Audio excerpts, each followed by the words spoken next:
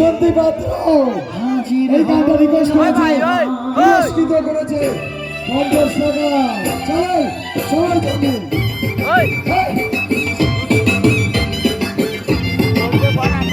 সম্পূর্ণ মহিলা কমিটি।